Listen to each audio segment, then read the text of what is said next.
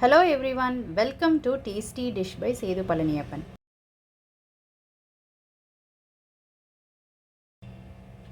இன்னைக்கு நம்ம சேனல்ல ஒரு பிரேக்ஃபாஸ்ட் ரெசிபி தாங்க பார்க்க போறோம்.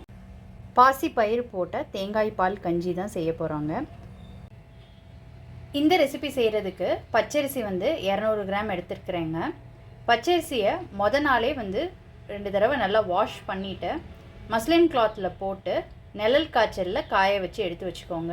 ஏன்னா மிக்ஸியில் ஒரு சுற்றி எடுத்துக்க போகிறோம். நம்ம பாசி பயிரை 6 மணி நேரம் ஊற வச்சு எடுத்து வச்சுக்கோங்க. பச்சரிசி கழுவுறதுக்கு உங்களுக்கு டைம் இல்லை, நீங்கள் அர்ஜெண்ட்டாக செய்கிறதா இருந்தால் பச்சரிசியை ஒரு டவலில் போட்டு நல்லா தொடச்சி எடுத்து வச்சுக்கோங்க. எடுத்து வச்சுருக்கிற பச்சரிசியை ஒரு மிக்ஸி ஜாரில் சேர்த்துக்கலாங்க. சேர்த்துக்கிட்டு ஒன்றும் பாதியமாக உடச்சி எடுத்துக்கலாம். இந்த மாதிரி ஒன்றும் பாதியமாக உடச்சி எடுத்து வச்சுக்கோங்க. நீங்கள் குக்கரில் செய்கிறதா இருந்தால் உடைக்கணும்னு அவசியம் கிடையாதுங்க. நான் ஓப்பன் பேனில் செய்ய போகிறேன், அதனால் உடச்சி எடுத்துக்கிட்டா சீக்கிரம் வேகுன்றதுக்காக தாங்க. தண்ணி சுட வச்சுருக்குறேங்க. தண்ணி சூடாயிடுச்சு. இதில் உடச்சி வச்சுருக்கிற அரிசியை சேர்த்துக்கிறேன்.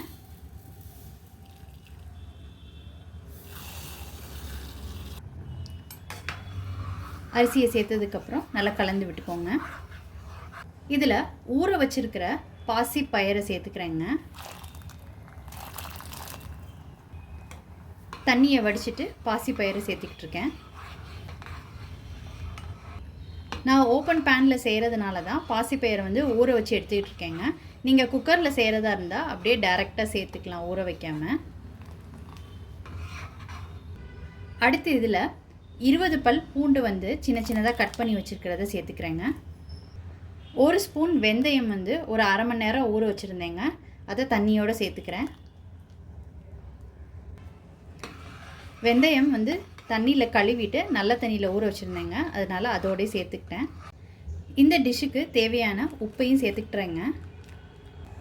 இதை நல்லா கலந்து விட்டுக்கோங்க. எல்லாம் நல்லா வேகட்டுங்க.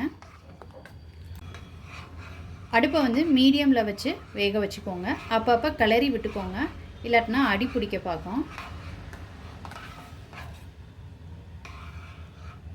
அரிசியும் பச்சை பயிரும் இன்னும் கொஞ்சம் வேகணும்.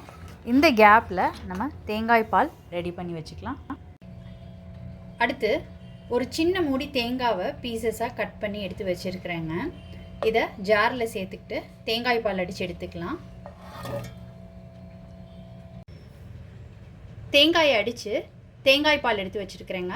முதல் பால், ரெண்டாவது பால் எடுத்து வச்சுருக்கிறேன்.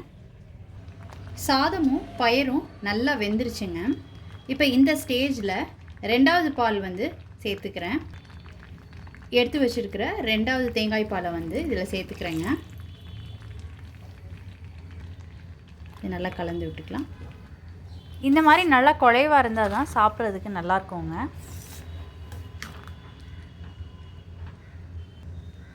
உப்பெல்லாம் சரியாக இருக்கான்னு செக் பண்ணிவிட்டு அதுக்கப்புறமாட்டி தேங்காய் பால் சேர்த்துக்கோங்க. இப்போ இந்த ரெண்டாவது பால் ஊற்றுனதுக்கப்புறம் ஒரு 5 நிமிஷம் கொதிக்கட்டுங்க.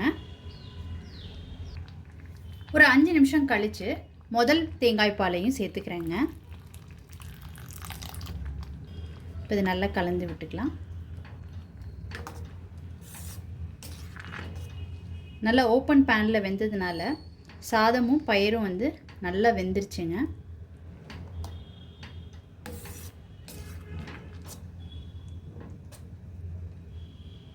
நல்லா மிக்ஸ் பண்ணி விட்டுட்டு அடுப்பை ஆஃப் பண்ணிவிடுங்க.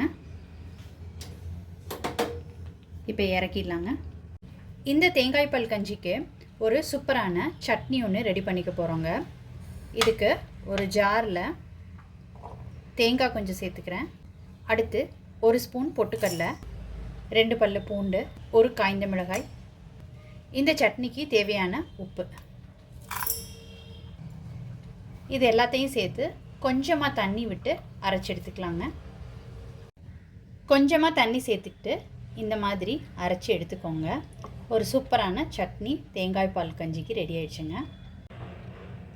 பாசி பயிர் போட்ட தேங்காய் பால் கஞ்சி ரொம்ப சூப்பராக ரெடி ஆயிடுச்சுங்க. நான் சட்னி கூட சர்வ் பண்ணியிருக்கிறேன். இந்த சட்னியும் தேங்காய் பால் கஞ்சியும் ரொம்ப சூப்பராக இருக்கும். நீங்கள் கண்டிப்பாக ட்ரை பண்ணி பாருங்கள். வாய் புண்ணு இருக்கும்போது, சளி பிடிச்சிருக்கும் போதெல்லாம் தேங்காய் பால் கஞ்சி சாப்பிட்டிங்கன்னா சீக்கிரம் சரியாகுங்க. நீங்கள் இந்த ரெசிபி ட்ரை பண்ணி பாருங்கள். ட்ரை பண்ணிவிட்டு உங்களோட கமெண்ட்ஸை சொல்லுங்கள்.